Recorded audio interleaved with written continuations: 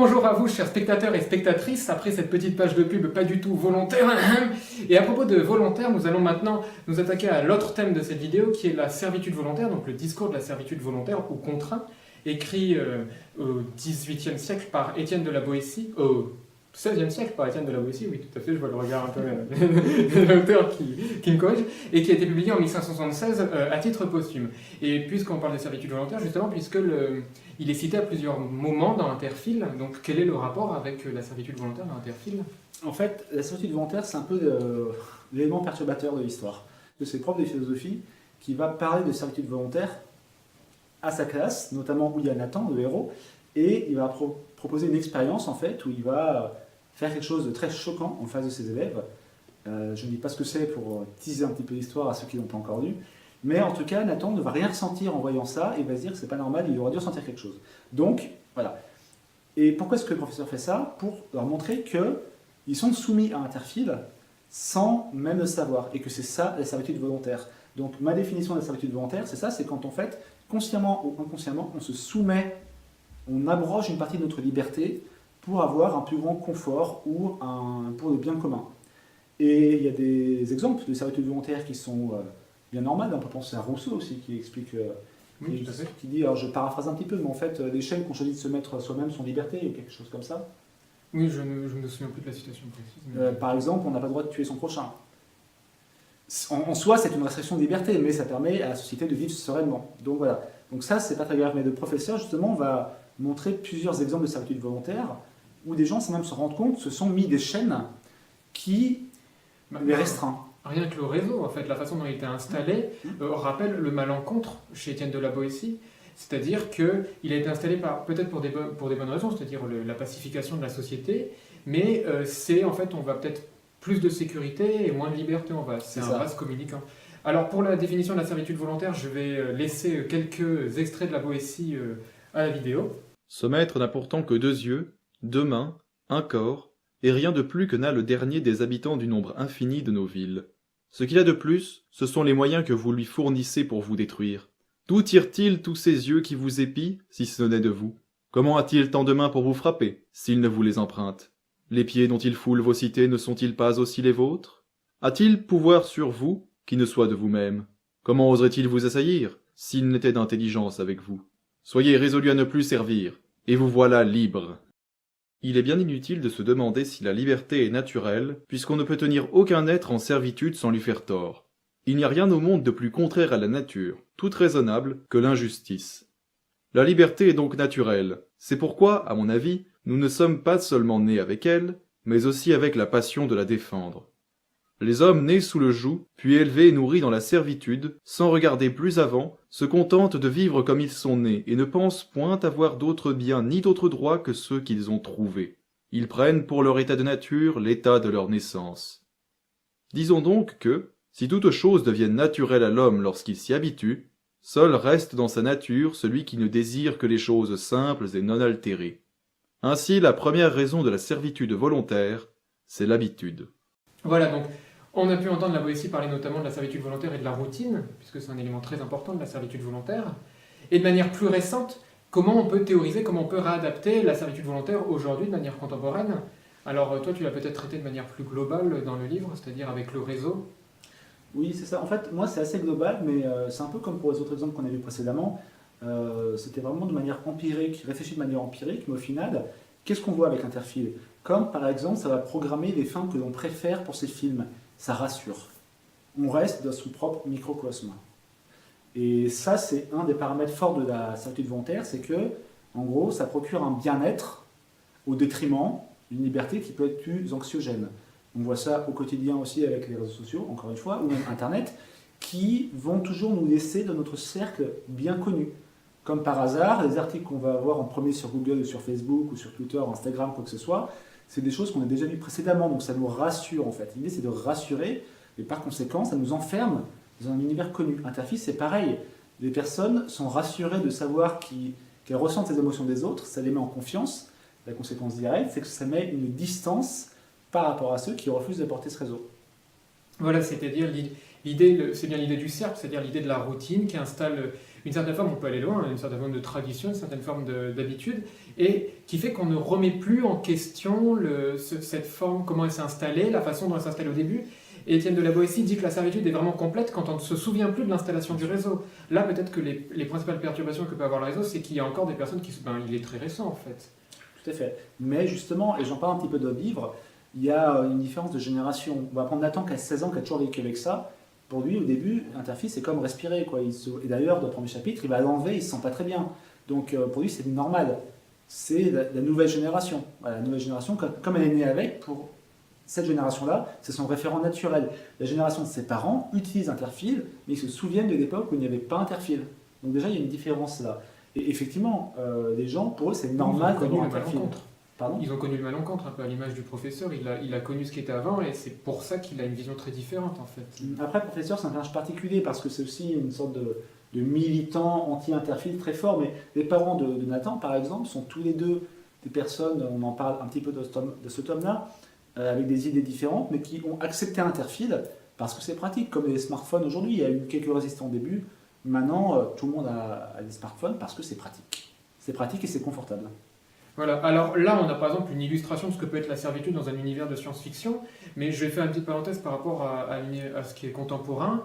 On peut penser par exemple à l'illustration qu'en fait l'économiste Frédéric Lordon, donc dans Capitalisme, Désir, Servitude, puisque lui c'est un économiste, donc il étudie le capitalisme, et donc c'est sorti en 2008, il théorise le fait que, selon lui, les humains sont en servitude, ce qu'il appelle les conatus, il ramène Spinoza, donc il parle aussi de la passion, des émotions, sont dirigés par les affects joyeux. Selon lui, on est entré dans un troisième âge du capitalisme, où ce qui dirige les gens, ce n'est plus la contrainte, la pression salariale, mais le fait la société leur demande d'être heureux au travail, être heureux dans l'entreprise, et on les dirige par les affects joyeux, par toujours les rendre plus heureux, faire toujours de la participation joyeuse, des jeux de rôle, etc. Ce qu'il appelle les affects internes. Alors peut-être qu'on peut rapprocher ça d'Interfile, c'est-à-dire le fait que dans Interfile, c'est vraiment les émotions positives. Il y a vraiment une dichotomie entre émotions positives et oui, et échapper aux émotions négatives. Je ne sais pas si c'est ce que dit cette personne-là, mais il y a aussi l'histoire de l'émotion instantanée. C'est-à-dire qu'on repart sur le sentiment amoureux, il n'y a plus cette idée de construction du désir amoureux, où il y a de doute, où il y a donc certaines souffrances au début, puisqu'on ne sait pas si ça va fonctionner, etc. Là, tout est acté. On sait si ça marche ou pas directement. On n'a plus à affronter des émotions plutôt néfastes, en quelque sorte.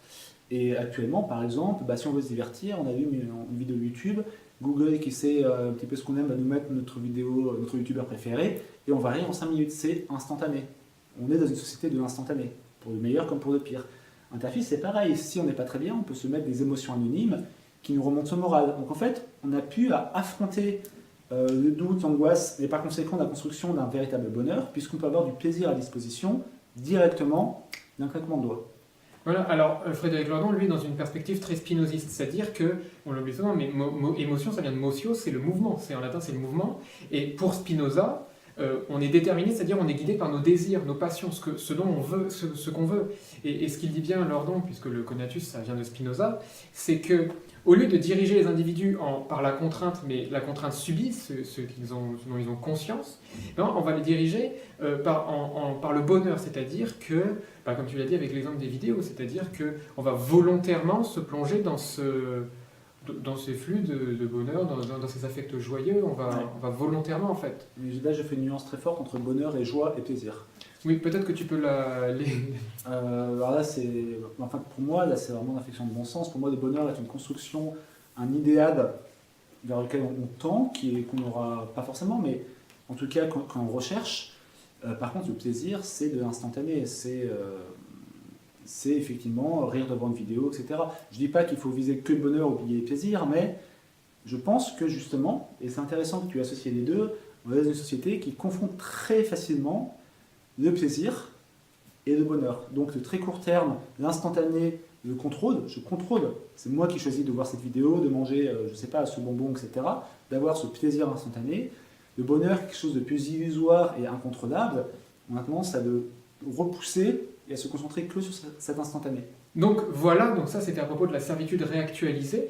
Mais là maintenant qu'on a vu la servitude, c'est-à-dire on a considéré le réseau comme total, c'est-à-dire chaque individu est dans le réseau, vit dans le réseau. Mais pourtant on a vu aussi que le réseau n'était pas absolu dans l'humanité, il y avait une partie qui ne l'avait pas, qui ne la possédait pas. Alors peut-être que tu peux expliquer ce que sont les sans-réseaux. Bien sûr, donc en fait, Une grande partie de l'histoire du tome 1 se passe dans une ville, donc avec une tour centrale, avec différents quartiers qui sont concentriques. Donc le centre des affaires au milieu, puis la ville, on va dire, normale. Et en fait, il y a quelque chose qui s'appelle le quartier Est. Première chose intéressante. Il y a déjà une mise à l'écart. Voilà, Il y a une mise à spatiale. l'écart, mais en plus, il y a une mise nominative, puisque certains appellent ça le quartier Est, et d'autres la banlieue Est. Et au début, je n'explique jamais pourquoi est-ce que certains disent l'un et l'autre, mais la différence est fondamentale. Quartier Est, on est encore dans la ville, c'est un quartier de la ville. Banlieue, c'est une autre ville qui est collée à la ville. Donc rien que là, il y a une distinction qui se fait. Donc il y a vraiment trois distinctions, c'est-à-dire il y a vraiment la distinction par le réseau, la distinction spatiale, géographique, ils sont pas là, ils sont loin, éloignés spatialement, et il y a la distinction dans le langage Voilà. qui se fait ressentir entre les personnes qui ont le réseau et les sans réseau. Et ce qui est intéressant, c'est que donc dans ce quartier, les gens refusent d'avoir Interfile. Ils refusent ou ils peuvent pas y avoir accès. Ils refusent. Donc voilà, donc on a des individus qui sont mis à la marge, mais volontairement. Et ça, c'est un choix qui est intéressant, en fait. Peut-être que tu peux Oui, détailler. en fait, ce qui est intéressant, c'est que, donc, comme j'ai dit, personne n'est obligé d'avoir Interfile. Mais si on l'a pas, on a un peu vu du mauvais œil, puisque, tiens, mais est-ce qu'il n'y a pas quelque chose à cacher s'il n'a pas Interfile? Et donc, il y a des gens qui refusent, qui disent, bah non, les émotions, ça ne m'appartient qu'à moi. Enfin, voilà, il y a plein de raisons pour refuser Interfile. Et ce qui est intéressant, c'est que toutes ces personnes se retrouvent donc dans le quartier Est, mais personne ne les a forcés à aller là. C'est juste que ceux qui n'avaient pas de réseau, mais qui étaient au centre-ville, à force de se faire dévisager, se sont dit, bon, bah, je vais aller au quartier Est, parce que là-bas, au moins, il y a des gens qui vont comprendre mon choix. Et ceux qui avaient le réseau, qui étaient au quartier Est, se disaient, mais là, justement, ils vont se faire aussi rejeter, ils vont dire, mais ça sert à rien que j'interfile, puisque personne autour de moi ne l'a. Donc ils vont quitter le quartier Est. Donc en fait, c'est un processus naturel, sociétal, qui fait que ces deux types de populations vont se séparer. Donc voilà, donc il y a vraiment un choix, ça relève, c'est idéologique, ça relève du fait que à la base, il y a quand même quelqu'un il y en a qui ont choisi le réseau, il y en a qui ont choisi de ne pas avoir le réseau, et après, comme tu l'expliques, le fait est qu'on se rassemble plutôt avec les gens qui ont les mêmes habitudes, et le fait de vivre dans un endroit où le réseau est omniprésent n'est pas supportable pour ceux qui n'ont pas le réseau, et vice-versa. Donc du coup, petit à petit, ça a changé l'urbanisme même de la ville, c'est-à-dire qu'on a une partie qui a été rejetée sur le côté. Sans qu'aucune instance supérieure ou dirigeante ne force cet écart. C'est un processus qui s'est fait naturellement au sein de la société. Et ce qui est intéressant dans son choix, et il y a une petite scène dans le livre qui en traite, c'est le traitement par les médias de ceux qui ont le réseau, de ces sans réseau. Alors peut-être que tu peux l'expliquer rapidement. Oui, en fait, au début, justement, donc Nathan a un réseau, il n'est jamais entré dans le quartier Est, très peu de personnes qui ont le réseau n'y vont, et forcément, enfin, il y a un présentateur, parce qu'il regarde le journal, qui explique qu'il y a des scènes d'émeutes encore dans le quartier Est, et en fait, Nathan voit ces gens-là, donc déjà qui n'ont pas d'émotion. Alors, à l'époque, c'est des hologrammes. Mais même les hologrammes, on leur met des émotions pour ne pas perturber les gens qui sont connectés au réseau. Sauf que là, les personnes du quartier Est qui sont filmées n'ont pas de réseau. Donc déjà, ça crée une sorte de « Oh, je me sens pas très bien, quoi, rien qu'en les regardant ». Et après, je dis, par exemple, que ces personnes font des grands gestes, froncent beaucoup des sourcils, ce qui pour nous serait normal. Sauf que ce que je n'ai pas dit, mais ce qui est logique, c'est que comme il y a Interfile, on n'a plus besoin d'exprimer facialement nos émotions. Donc les gens sont très neutres, en fait, en ayant le réseau. Parce qu'ils n'ont plus besoin. Ils parlent beaucoup moins aussi, puisque on n'a plus besoin de dire j'ai peur, etc., comme les gens le ressentent directement. Donc une personne qui va agir normalement, c'est-à-dire froncer des sourcils, parler plus fort, avoir une gestuelle, va être apparentée déjà comme bizarre. Ouais, donc il y a une communication qui n'est plus possible entre ces deux populations. Même leur langage, j'imagine, s'en ressent. Tout à fait. Et donc ce qui était intéressant, et moi j'ai fait le lien, peut-être que tu connais avant, c'est le traitement fait par les médias m'a rappelé, en tout cas moi, à titre personnel, les 5 filtres proposés par Herman et Chomsky donc, dans le livre La fabrique du consentement, sorti en 1988. Il propose, alors on critiquera et on nuancera cette analyse après, mais il propose 5 filtres par lesquels les médias, les masses médias, ce qu'ils appellent, imposent une certaine vision du monde aux populations. Et parmi ces filtres, il y a le 5e qui est l'ennemi, c'est-à-dire l'autre, celui qui est différent. Et on voit par exemple dans le traitement des médias vis-à-vis des sans-réseau, on accentue cette différence à tel point que il me semble que quand on va voir ce que sont ces sans-réseau, il y a un petit décalage qui se crée entre ce qui est présenté dans les médias et entre ce qui est. Et bien, on accentue cette différence idéologique pour faire accepter le réseau. C'est-à-dire, regardez, ces sans-réseau, ils ne sont pas comme nous, ils vivent moins bien, c'est les émeutes, c'est le chaos, c'est la violence, donc c'est un repoussoir. Alors, je vais rajouter 2 points intéressants. C'est que la première, c'est que ce n'est pas forcément volontaire, mais n'oublions pas que comme les gens ont réseau, les informations vont aussi s'adapter à ce qu'ils ressentent. Donc, les informations vont avant tout confirmer leurs présupposés. Donc, comme les gens qui ont réseau s'attendent à voir des espèces de sauvageons qui sont dans le quartier Est ou la banlieue Est, et ben, c'est ce qu'on va leur proposer.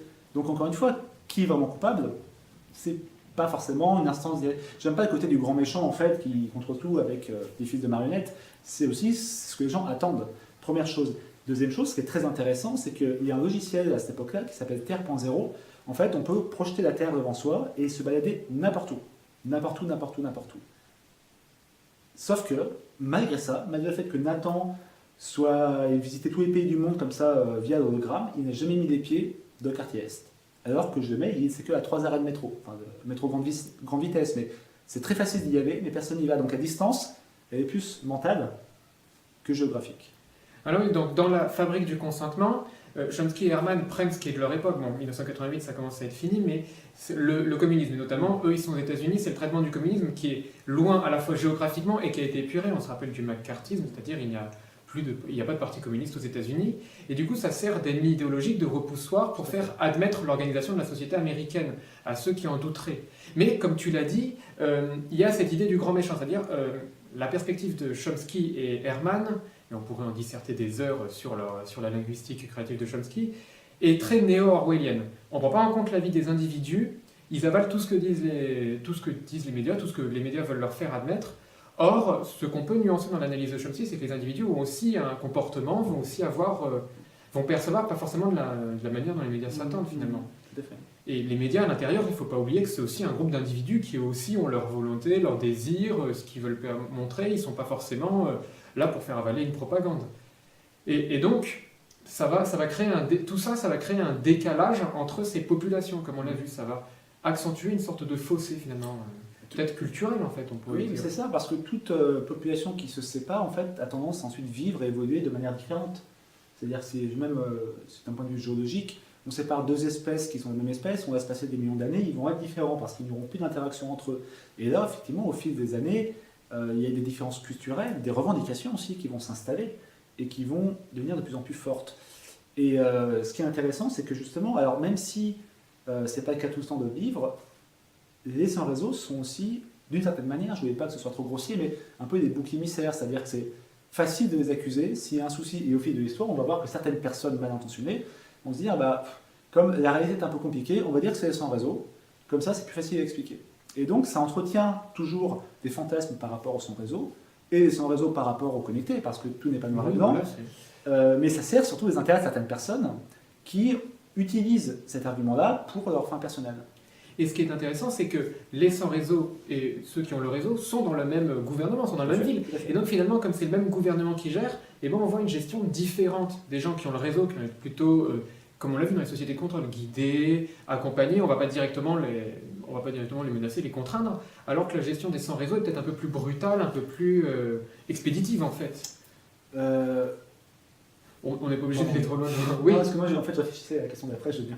Voilà, c'est le traitement des sans-réseau n'est pas le même et c'est différencié. Et les sans-réseau le perçoivent parce que comme les institutions sont les mêmes pour tous, ils voient vraiment cette différence entre le traitement, l'hôpital pour les sans-réseau, l'hôpital pour ceux qui ont le réseau, la police pour les sans-réseau, la police pour ceux qui ont le réseau, etc. etc. Je vais prendre un exemple très simple de tome 2 que je suis en train d'écrire, mais c'est pas de spoil, non mais... Ça tease, c'est volontaire, hein. Servitude volontaire peut-être, mais... c'est méta. Qu'est-ce que je voulais dire? Oui, par exemple, dans ce tome 2, j'explique que beaucoup d'anesthésiants pour les opérations passent désormais par interfile. Plus besoin de se faire piquer, en fait, on diffuse une émotion qui endort la personne. Alors c'est très bien, sauf que tous ceux qui refusent d'être connectés n'ont pas accès à ça, donc ils sont encore à la piqûre. Mais on va leur dire, oui, mais...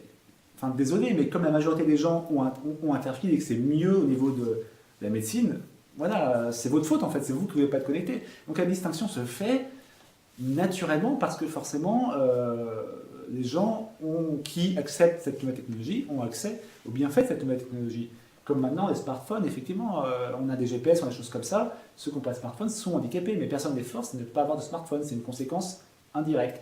Et juste dernière chose, moi ce qui me semble intéressant de mettre à la question réseau, c'est que, tu dois noter, dans mon livre, je ne fais aucune référence aux différences de religion, aux différences même de milieux sociaux, enfin de milieux économiques, un petit peu avec l'épicentre, mais pas forcément, ou de couleur de peau. On se concentre vraiment sur une différenciation sociale par le réseau. Exactement. Mais qui est issue d'un choix dans ce cadre-là. Qui est issue d'un choix, mais qui, moi je veux aussi montrer, j'en parle un petit peu tout à l'heure, c'est que quand il n'y a plus ces distinctions de couleurs, etc., et ben une autre distinction arrive. Ça me fait penser à une expérience sociologique, mais qui est un peu, que j'ai un peu en tête. C'est une prof qui avait décidé de faire dans une de sa classe une différence entre ceux qui avaient les yeux bleus et les yeux marrons. Je ne sais pas si tu en as entendu parler. Non, mais tu peux la détailler. Alors, je suis désolé, j'ai pas des sources, etc. N'hésitez pas à les mettre en commentaire, comme ça traite l'algorithme YouTube. Voilà. C'est N'hésitez pas à nous mettre en tendance, c'est le moment. Je compte sur vous. hashtag Interfield. hashtag... Ouais, voilà, on va insister là-dessus. En gros, c'est une prof qui avait dit, c'était aux États-Unis, je crois, qui avait fait une distinction entre les yeux bleus, les élèves aux yeux bleus et aux yeux marrons, et qui avait dit, mais vous savez, les élèves aux yeux bleus sont quand même plus intelligents, c'est prouvé. Qui avait commencé à faire ça en fait. Et en fait, au fil de la journée, des séparations se faisaient entre les yeux bleus et les yeux marrons, et les élèves commençaient à croire cela, C'est une qu'effectivement. prophétie autoréalisatrice en C'est fait. exactement ça. J'adore ce concept-là parce qu'en fait, il est valable beaucoup dans notre société. La bourse fonctionne comme ça aussi. Beaucoup de choses fonctionnent comme ça. Voilà, c'est une croyance qui finit par être intégrée, je vais y arriver, et finalement les individus agissent en fonction de cette croyance et puis en fonction du réel. Bon, ça, on pourrait l'étendre à beaucoup de choses. Après, est-ce qu'il y a des croyances nécessaires ou pas, c'est un autre débat, mais reste qu'ici, il y a une croyance qui s'est faite à propos des réseaux et des sans-réseaux, et c'est sur ça qu'on revient, c'est-à-dire Tout à fait. comment on agit vis-à-vis de l'autre à partir du moment où on a intégré tout ce que tu appelles fantasme. Des présupposés, ouais, tout à fait. Et Tout surtout, présupposé. un exemple très simple, mais une personne qui est connectée, qui a des mauvais présupposés sur son réseau, elle va interpréter cette action différemment. Et si elle se dit, mais là, il fait quelque chose qui n'est pas bien, il va s'énerver contre lui. La personne sans réseau va s'énerver contre lui, et ça va justifier sa croyance initiale en disant, bah oui, il s'énerve pour un rien. Alors qu'indirectement, c'est son attitude qui a provoqué cette réaction. Et ça, c'est tous les jours dans notre société, en fait. Quand on a un présupposé, généralement, comme le cerveau n'aime pas qu'on se tromper, en fait, il va tout faire pour justifier ce présupposé. Combien de fois on essaie de justifier en disant oui, mais en fait, c'est parce que si. On essaie toujours de justifier en fait ce qu'on pensait en avant. Oui, je sais, je pense que c'est un biais psychosocial, mais je me souviens plus du nom, je le C'est un mettrai. biais de confirmation. Ouais, c'est un biais de confirmation.